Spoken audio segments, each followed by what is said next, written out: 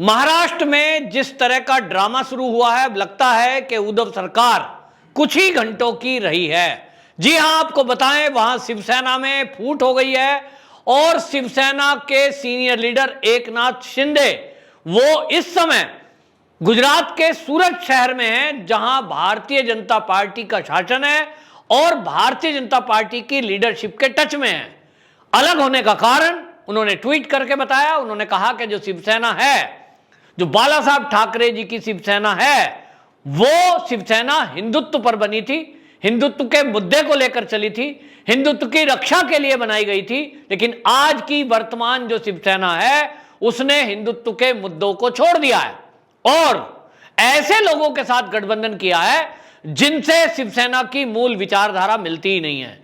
बाला साहब ठाकरे की जो विचारधारा थी, उस विचारधारा के तहत वो कांग्रेस को पसंद नहीं करते थे, लेकिन आज कांग्रेस के साथ मिलकर के महाविकास आघाड़ी नाम का जो गठबंधन बनाया है, उसमें हिंदुत्व के मुद्दे को एक साइड कर दिया गया है। और इसीलिए मैं अलग हुआ हूं और मेरी एक विचारधारा है कि ये जो शिवसेना है, इसको अगर सत्ता चाहिए, सत्ता में रहना है, गठबंधन करना है, तो बीजेपी के साथ करे। इसी शर्त के साथ वो अलग हुए हैं। हालांकि जो शिवसेना है वो ये कहती रही कि ये जो नाराज विधायक हैं, ये सब के सब वापसी आएंगे और हम इनको मनाने में कामयाब हो जाएंगे। लेकिन अब जो खबरें आ रही हैं वो ये कि शिवसेना में अभी तक, आपको बता दें, कुल जो है 56 वहां विधायक हैं महाराष्ट्र विधानसभा में। उस 56 में से अभी तक लगभग 40 विधायक एकनाथ शिंदे के साथ संपर्क में हैं। इसका मतलब यह हुआ मात्र 16 विधायक बचे हैं और सरकार बनता देखेंगे, ये भी पलटी मारेंगे। महाराष्ट्र विधानसभा में 56 में से 40 विधायक ये अलग हुए हैं और इसको लेकर के आपको बताएं, जिस तरह की बातें चल रही थी कि अब सरकार गिर जाएगी, निश्चित रूप से गिरेगी, क्योंकि वहां इस समय जो आंकड़े हैं वो ये हैं कि वहां कुल विधानसभा की जो सीटें हैं वो 288 है, जिसमें एनसीपी के 54, शिवसेना के 56, कांग्रेस के 44 और भारतीय जनता पार्टी के 106 विधायक हैं। बहुमत के लिए 145 वहां सीटें होना जरूरी है। अब महाविकास आघाड़ी आज की डेट में बहुमत का आंकड़ा छूती है, लेकिन जैसे ही इसमें से 40 कम हुए तो ये केवल 100 पे रह जाएगी। और भारतीय जनता पार्टी का अगर मैं आकलन करूं तो उनके खुद के 106 विधायक हैं। इसी में जो शिवसेना के साथ जो एकनाथ शिंदे के गुट के लोग हैं, जो शिवसेना छोड़कर गए हैं, उनकी संख्या 40 बताई जा रही है। तो आप ये समझ लीजिए 40 हो गए और इसी में 8 अन्य ऐसे विधायक हैं जिन्होंने अभी राज्यसभा का जब चुनाव हुआ था, उस राज्यसभा के चुनाव के समय में भी और एमएलसी के चुनाव के समय में भी जो 13 निर्दलीय हैं, उनमें से 7 विधायकों ने भारतीय जनता पार्टी के पक्ष में वोट किया था।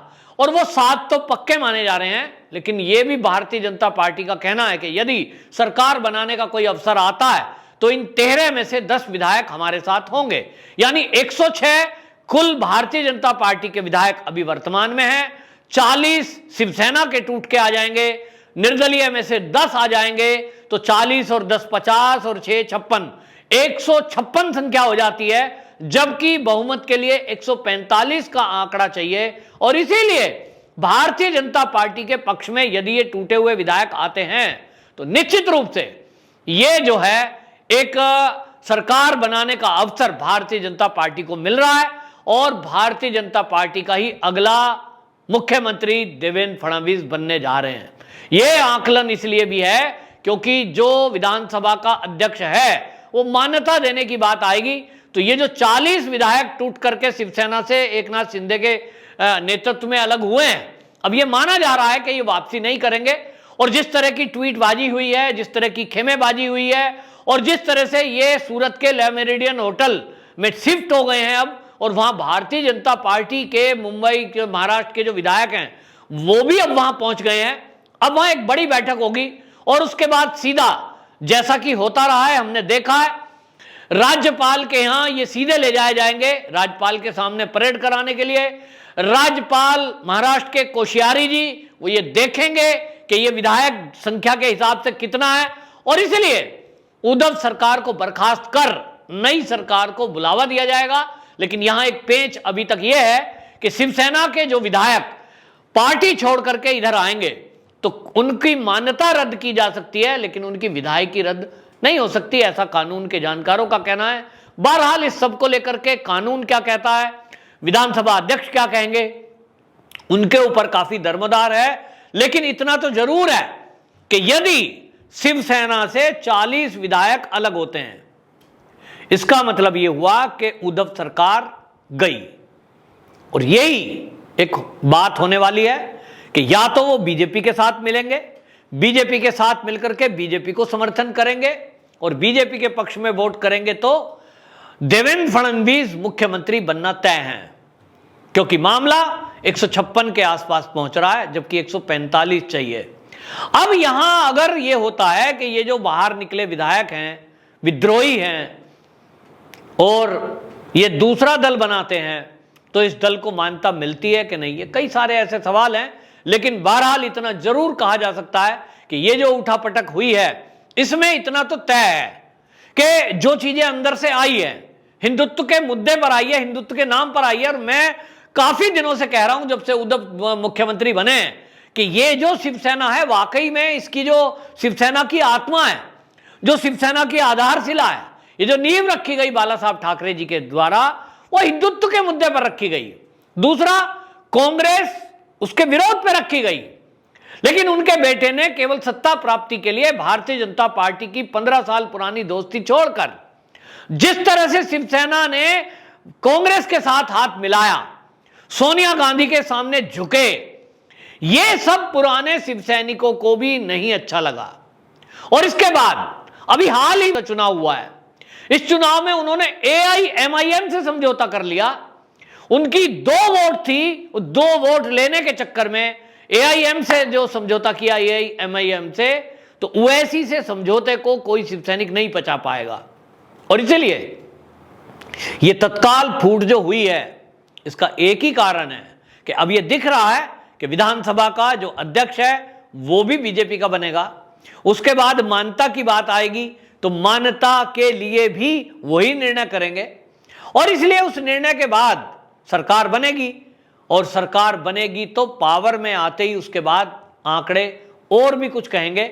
यहां तक की खबरें हैं कि कांग्रेस के कुछ विधायक वो भी भारतीय जनता पार्टी के साथ आने को तैयार हैं।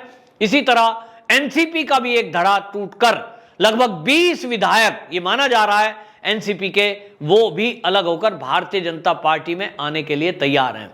अब 2 ही स्थिति है, या तो ये मान्यता मिलकर के और सब मिलकर के भारतीय जनता पार्टी के देवेंद्र फडणवीस को सरकार में मुख्यमंत्री बना लें, या फिर विधानसभा भंग हो जाए और उस भंग होने के बाद एक फ्रेश चुनाव हो। और अगर फ्रेश चुनाव होता है तो भी आप देखेंगे, क्योंकि शुरुआत शिवसैनिकों ने खुद की है। एकनाथ शिंदे बहुत सीनियर लीडर हैं, उद्धव ठाकरे जी के काफी खास रहे, बाला साहब ठाकरे जी के समय से जुड़े रहे, तो उनके विरुद्ध ये ज्यादा कुछ बोल नहीं पाएंगे और वो शिवसेना के अंदर की पोल खोलेंगे। मेन मुद्दा जो दिखाई दे रहा है वो सचिन वजय को लेकर के, जिस तरह से सचिन वजय शिवसेना के प्रवक्ता थे और उनका सस्पेंशन कैंसिल शिवसेना ने किया। और इसलिए यह माना जा रहा है कि निश्चित रूप से महाराष्ट्र में जो उथल पुथल हुई है, निश्चित रूप से अब यह कहा जा रहा है कि उद्धव सरकार गिरने वाली है और उद्धव ठाकरे जी के मुख्यमंत्री के तौर पर मात्र कुछ घंटे बचे हैं। यहां तक कि जो मेरी पर्सनल राय है, हालांकि अभी भारतीय जनता पार्टी का आला कमान इस पर मंथन दिल्ली में कर रहा है, एक हाई लेवल की मीटिंग दिल्ली में चल रही है, संसदीय दल की मीटिंग पहले से तय थी, लेकिन इसमें देवेंद्र फडणवीस शामिल हुए हैं और यह विचार किया जा रहा है कि इस सरकार को बर्खास्त होने दिया जाए, फ्रेश चुनाव हो, या इसी में वो बाकी लोगों को जो दल बल चेंज करके आ रहे हैं उनको शामिल करके सरकार बना ली जाए। जहां तक एक व्यक्तिगत राजनीतिक तो विश्लेषक के तौर पर मेरी जो राय है वो तो ये है, क्योंकि भारतीय जनता पार्टी का पक्ष और ज्यादा मजबूत होगा यदि फ्रेश चुनाव होते हैं 6 महीने बाद या 3 महीने बाद। अभी अगर जोड़ तोड़ करके सरकार बनाते हैं तो उतना उनको फायदा नहीं मिलेगा। देखना होगा भारतीय जनता पार्टी का नेतृत्व क्या तय करता है। क्या अगले मुख्यमंत्री के तौर पर देवेंद्र फडणवीस बनने जा रहे हैं या फिर वो फ्रेश चुनाव में जाना पसंद करेंगे। वंदे मातरम।